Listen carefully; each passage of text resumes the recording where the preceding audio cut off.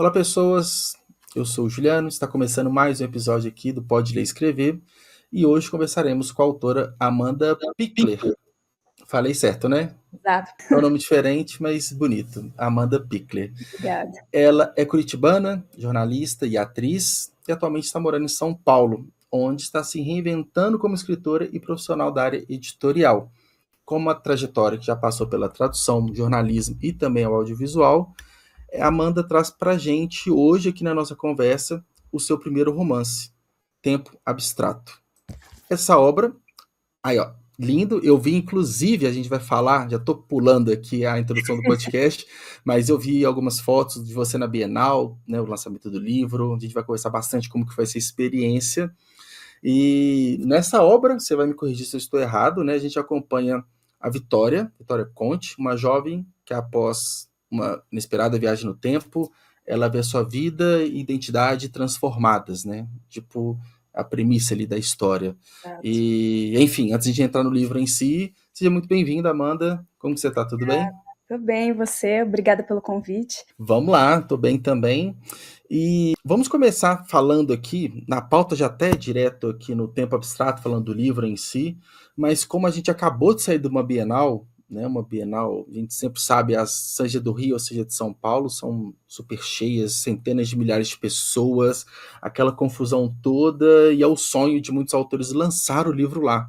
Como que foi essa experiência? Conta pra gente. Foi uma loucura. Resumindo, né? Acho uma boa palavra, loucura, resume bem. Foi muito gratificante. O livro acabou no final, assim, no lançamento, que foi no segundo final de semana, esgotou, então isso fiquei muito feliz. Esgotou lá no stand, né? Não, enfim, ainda está disponível para compra.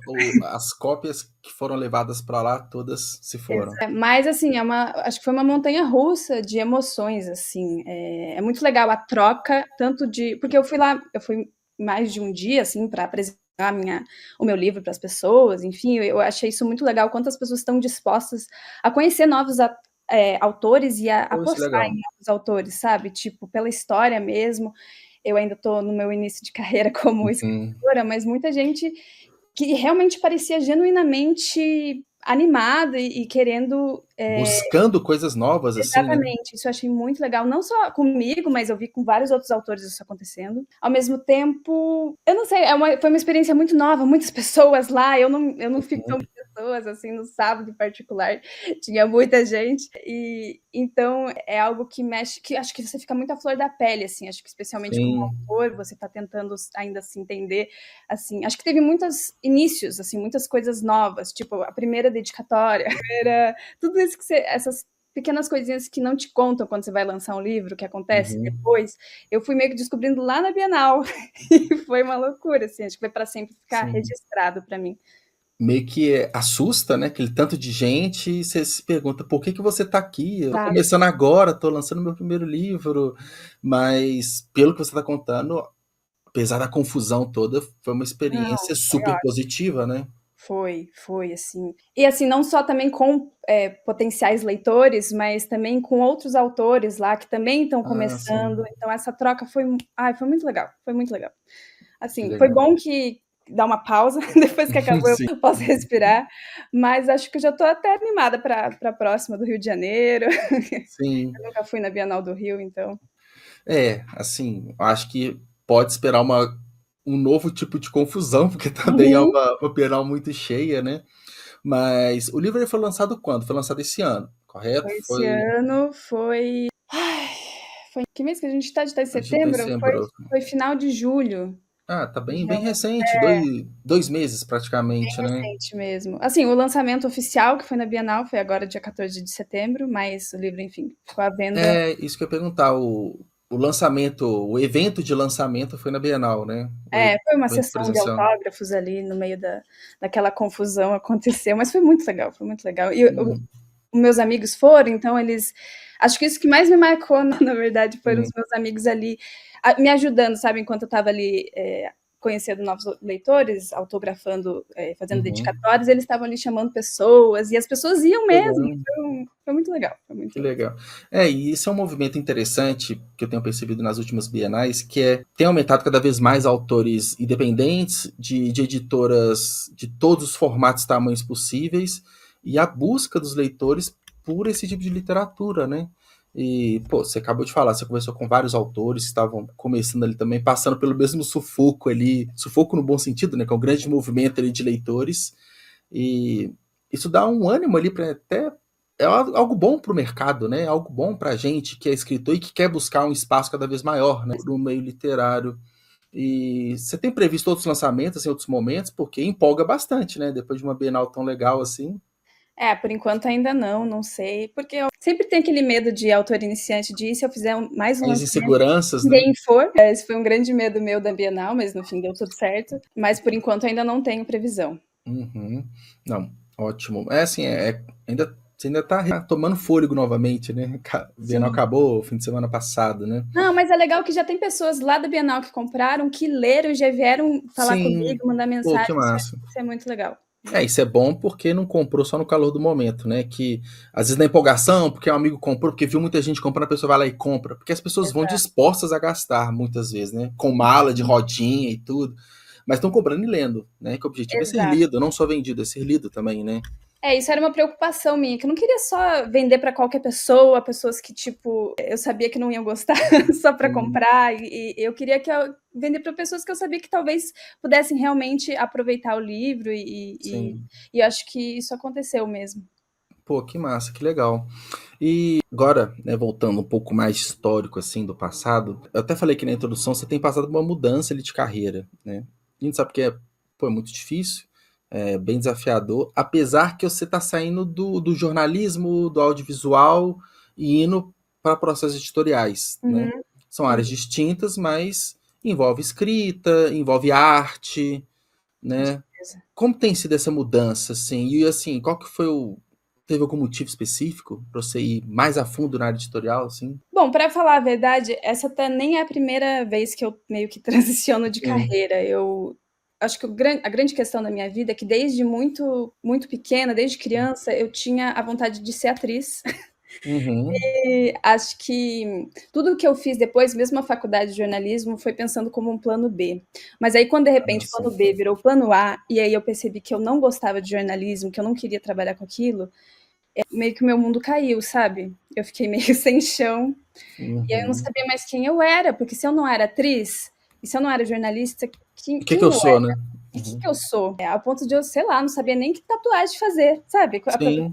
Não sabia nem que tipo de tatuagem eu faço. Não sei, não sei quem eu sou. Há muitos questionamentos, né? Mas eu acho que é muito normal e eu vejo que Sim. cada vez mais conversando com pessoas, assim, amigos próximos, mas pessoas que eu acabei de conhecer, isso é muito comum, esse sentimento, assim, acho que as pessoas estão muito, muito, muito exauridas, acho que a gente vive numa sociedade que Sim. demanda muito da gente e acho que tem a questão de, parece que nunca é o suficiente também, nunca tá bom o suficiente. Sim. Sim. Mas agora eu comecei essa nova faculdade de produção editorial, estou fazendo um estágio na editora Veneta, Uhum. e isso tem sido muito, muito gratificante. Eu tenho gostado bastante, assim, mesmo no tédio. Eu acho que isso que é importante.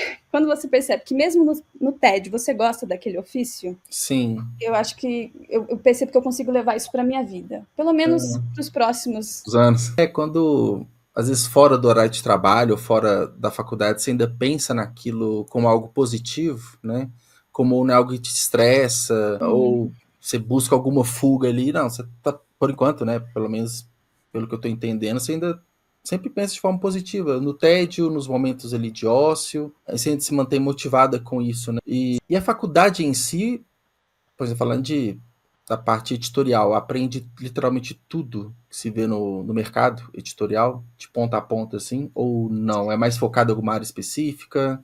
Bom, honestamente, a faculdade, essa em particular que eu estou fazendo, não tem deixado um pouco a desejar. Assim, eles acabam juntando a gente muito com a turma de jornalismo, e Das aí eu já sou matérias. formada em jornalismo, então é um pouco frustrante nesse sentido. Então, vale a pena, principalmente pelo meu estágio. Assim, eu acho que eu estou Sim, aprendendo muito com o meu estágio, e acabei de terminar a pós em tradução. Na pós, eu também aprendi sim, muita coisa do mercado editorial, e aí tá valendo a pena por isso, sabe? sim. E aí você vai mais para a área da tradução por conta da pós, assim? também? Então, inicialmente eu pensava, mas agora eu não sei, eu gosto muito de revisar, de preparar texto, eu gosto muito de Uhum. trabalhar no texto do outro, eu descobri isso. Assim, eu já senti isso um pouco na faculdade de jornalismo, sempre gostei de trabalhar no texto das minhas amigas.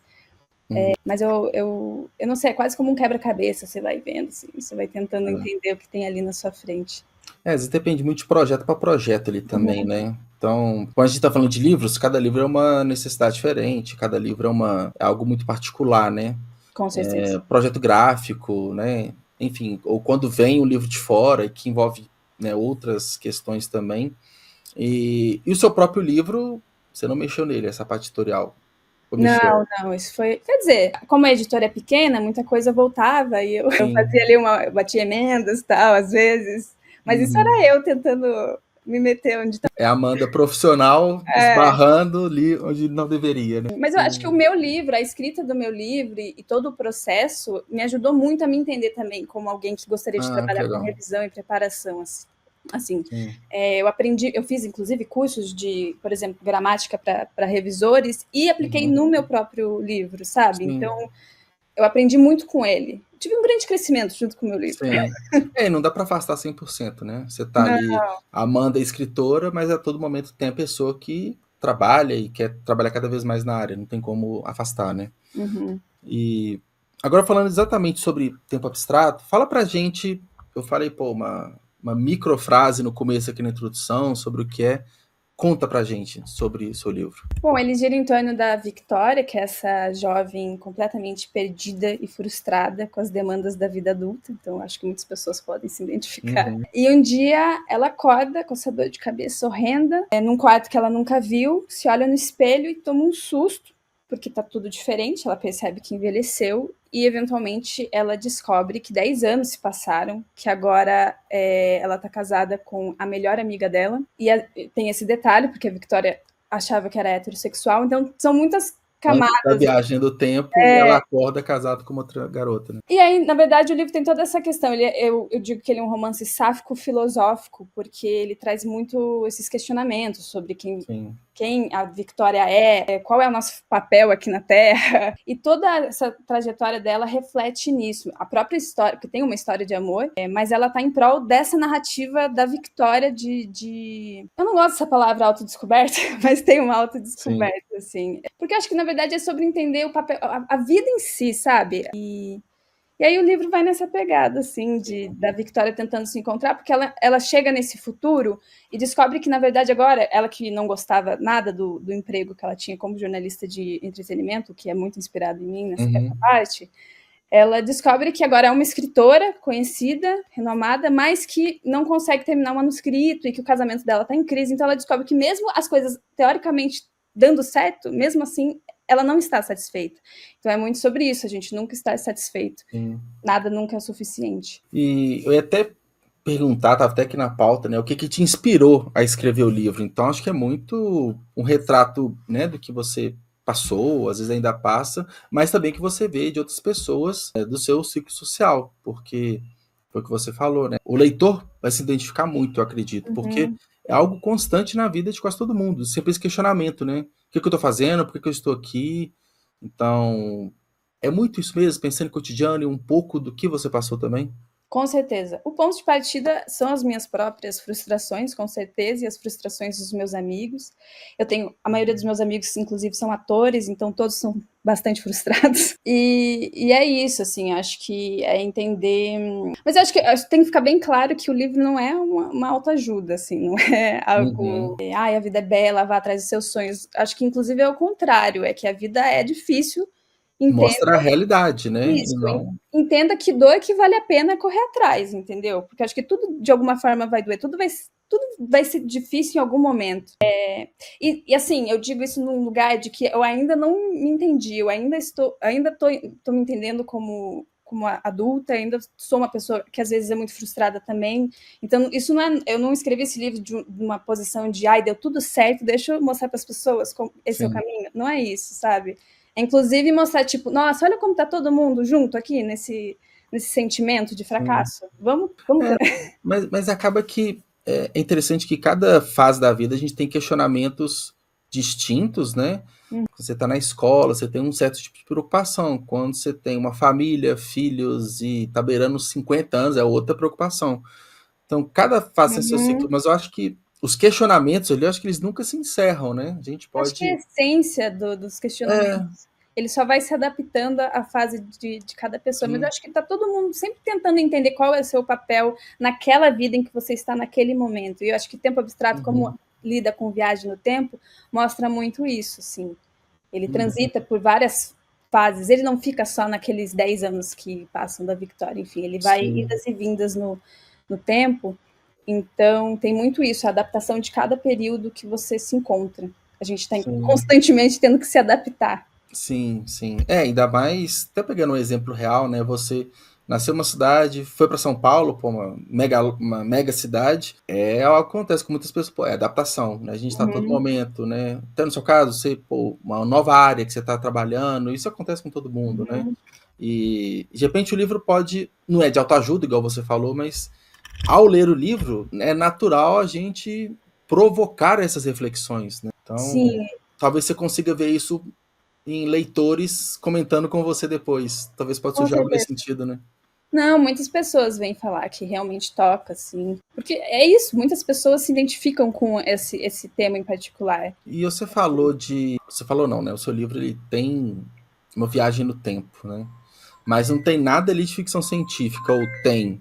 Eu pergunto isso porque, assim, eu escrevo ficção científica e um livro meu, ele tem o tempo como protagonista. E me despertou atenção quando eu li isso, sabe? Eu acho que iria mais para um lado de misticismo, assim, porque eu deixo meio que em aberto se é uma viagem no tempo, uma loucura da cabeça dela.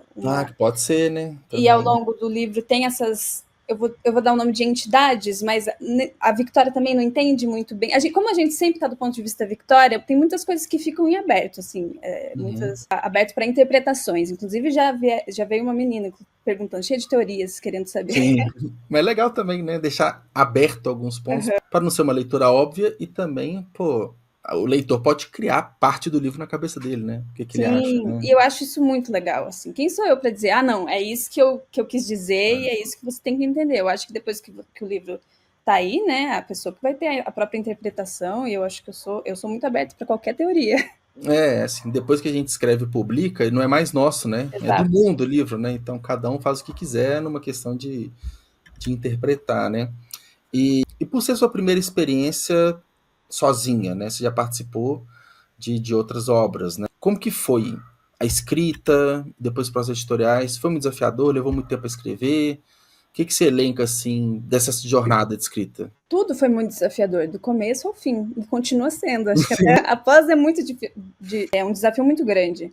Mas, enfim, acho que chegou a dar quase 2 anos de escrita mesmo. Eu sou muito... Meu processo criativo é um pouco caótico, assim. Eu tenho uma ideia, inclusive, Tempo Abstrato começou, eu tive a ideia inicial, e daí já me veio como que eu queria que acabasse. Sim. E eu fui meio que desenvolvendo a partir disso. Eu acho que eu já tinha escrito metade da primeira, que o livro é dividido em 3 partes. Eu já tinha escrito metade da primeira parte quando eu decidi estruturar tudo. E aí eu estruturei tudo, voltei e reescrevi a primeira parte, então foi um processo meio caótico. Hoje em dia, eu teria feito assim? Provavelmente não, mas eu acho que foi importante para eu entender o processo da escrita. Eu nunca tinha escrito um romance, né? Sim. O primeiro livro, o primeiro assim, né? O primeiro que você fez sozinho e tudo, mas acho que é comum dos escritores o primeiro livro ele ser um caos ali no processo criativo, né? Porque a gente não tem a maturidade que a gente vai ter no terceiro, quarto, quinto livro, né? A gente ainda não se entende como escritor, né? 100%. Eu até fiz um vídeo recentemente sobre essa necessidade de estruturar ou não, né? Tem escritor que escreve da cabeça e faz ótimas obras, mas às vezes uma boa prática para um primeiro livro seria estruturar bonitinho e tal, mas a gente também fica muito ansioso para escrever aquilo que está na nossa cabeça, né? Não, eu não gosto de estruturar, eu sou meio contra isso, que eu acho que te tira um pouco do processo. Tira a criatividade, muitas vezes, né? Te poda um pouco, né? Para mim, por exemplo, agora eu estou começando a escrever um novo livro de contos, sabe Deus quando vai... Mais 2 anos de escrever. Mas acho que é importante antes só escrevendo o que me dá na telha, para eu entender antes o que eu quero dizer. Sim. Antes de estruturar. Eu acho que em tempo abstrato, eu acho que eu demorei muito para começar a realmente entender o que eu queria dizer com aquilo, sabe? Eu fui só escrevendo, e aí depois foram tantos processos de reescrita, que é muito importante, eu acho que Sim. se engana quem pensa que você escreve uma vez e você não vai reescrever quase todos os capítulos. Sim. Mas eu acho que hoje em dia eu teria feito um pouquinho menos caótico, assim, acho que seria um processo. Mas ao mesmo tempo foi muito importante ter sido assim. Eu acho que quem lê não imagina que foi tão caótico assim, Sim. porque tem muitas coisas que tá lá no final e se linka com algo que aconteceu no começo, sabe? Tem muitas cenas espelhos.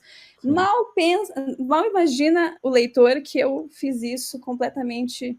Se pegar uma primeira versão, o arquivo cru ali, e a versão que está no livro impresso, parece que são dois livros diferentes, né? Não, com Muitas vezes certeza. são coisas Inclusive, eu bem. detesto a primeira versão do meu livro. Eu mudei muita coisa. Sim.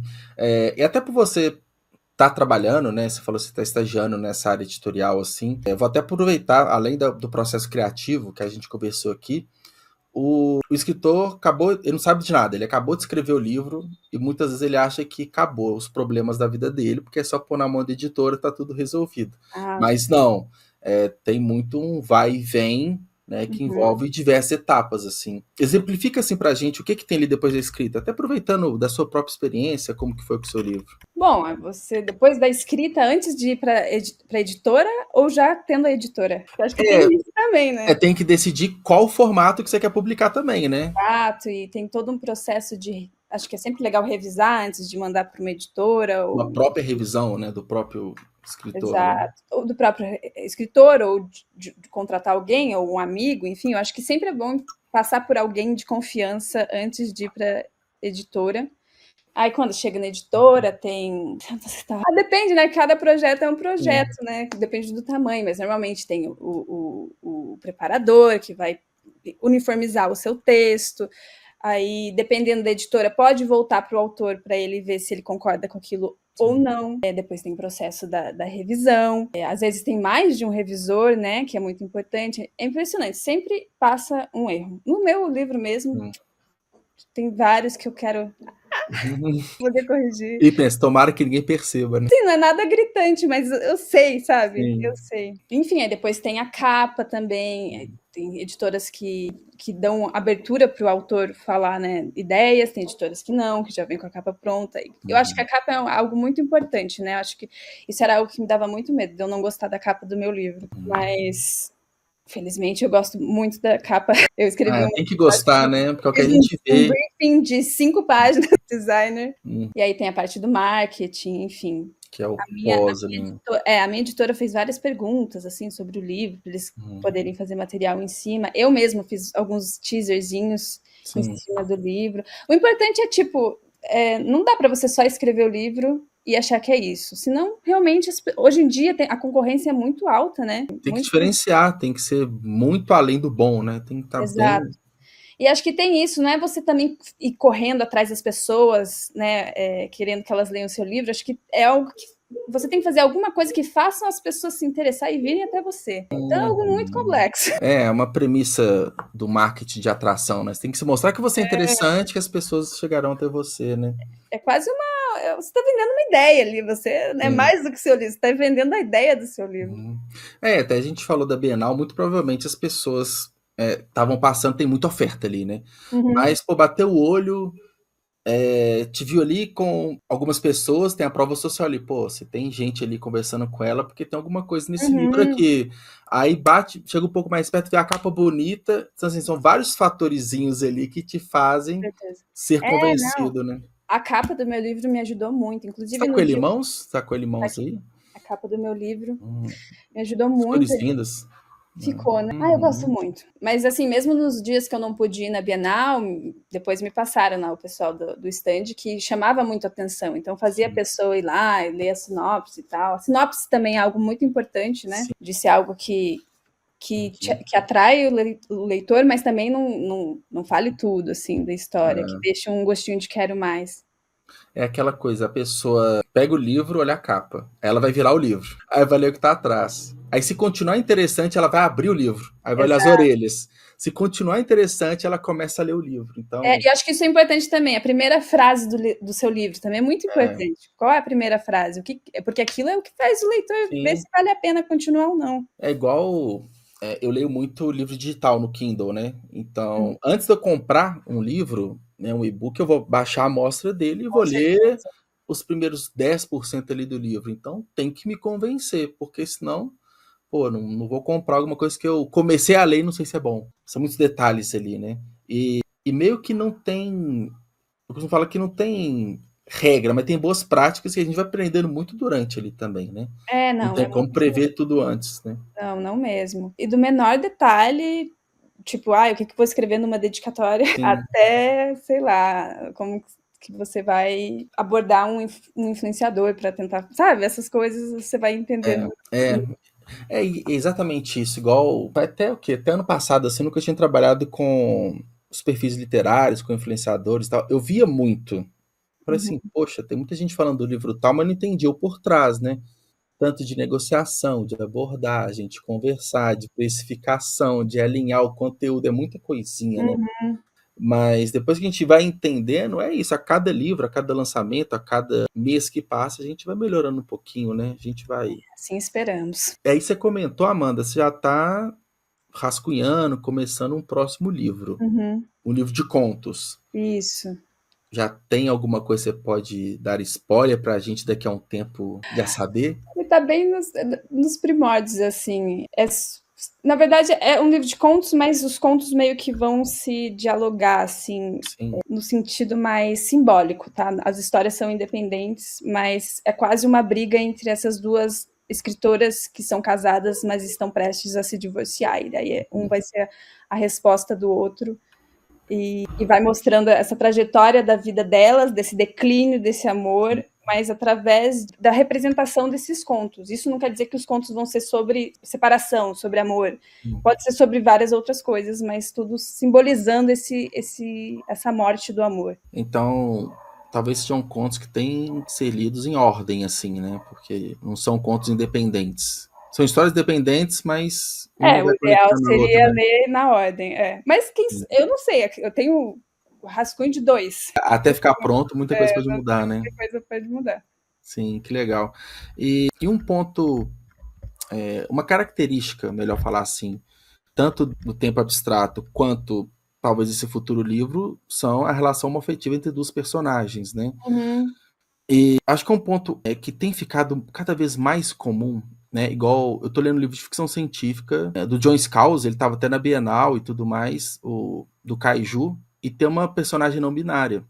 uhum. E ele sempre posicionando como pronome neutro e tal. Eu falei, pô, que legal. Né? Até numa ficção científica, escrito por um velhinho norte-americano, não sei se ele é norte-americano, acho que é.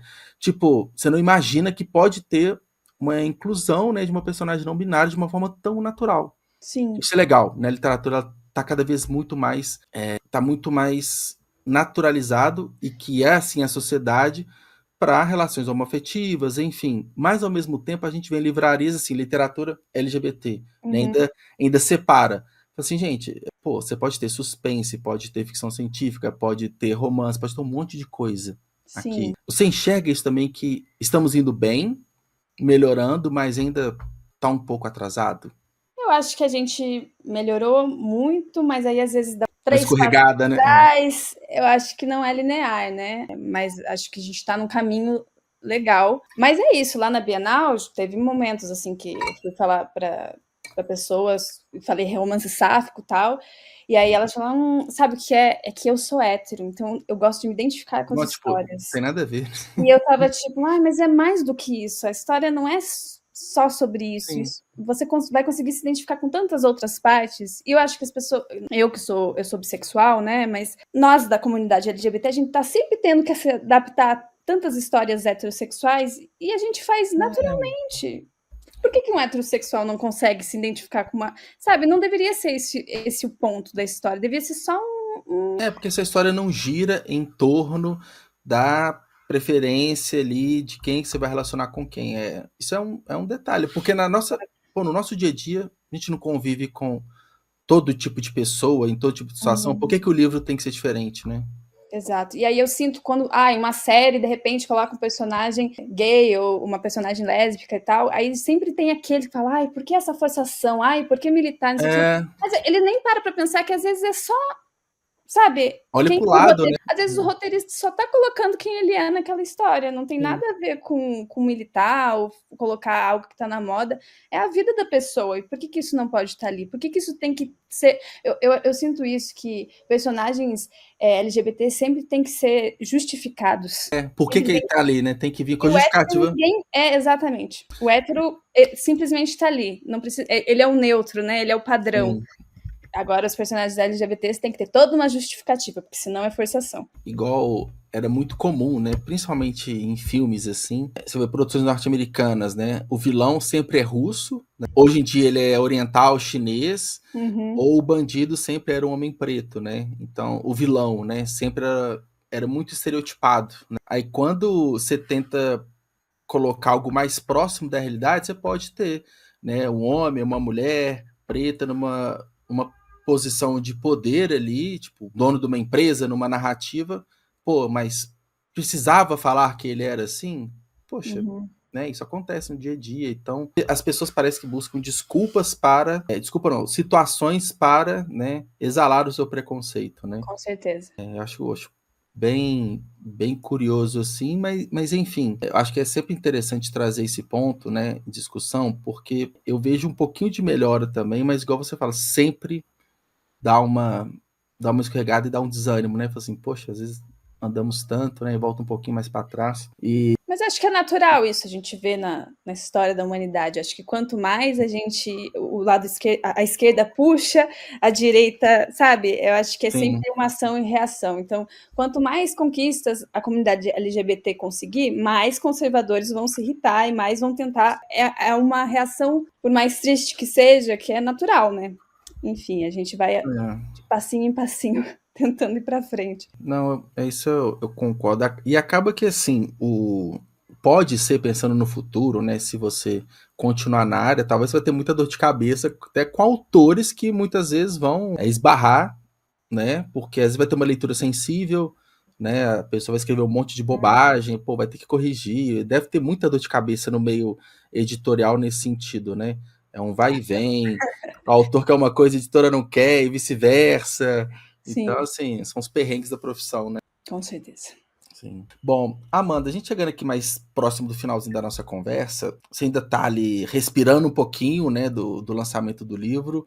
Onde você pretende, assim, chegar com ele? Não literalmente, eu falo assim, lugares, às vezes próximos lançamentos, mas onde você imagina que o livro pode alcançar de objetivos e de carreira também como escritora? Nossa, que pergunta Sonhos, né? Sonhos. Olha, honestamente, no momento, eu só quero que muitas pessoas leiam e conheçam a história, porque eu acho que é uma história interessante, que tem muito potencial. Então, Sim, quantas mais pessoas conseguirem ter ele em mãos e de fato, embarcar na história, eu acho que mais chances de ele dar certo, assim. Então, esse é o que eu consigo desejar no momento, assim, tentando alinhar minhas expectativas, é que as pessoas leiam. sim. Começou bem, né, com a Bienal, que continue bem, né? Que bom. E como que as pessoas te encontram para acompanhar seu trabalho? E o livro está disponível onde para compra? Fala pra gente. Bom, nas minhas redes sociais você encontra todas as informações, que é no Instagram, @Amanda_Pickler, Uhum. Pickler.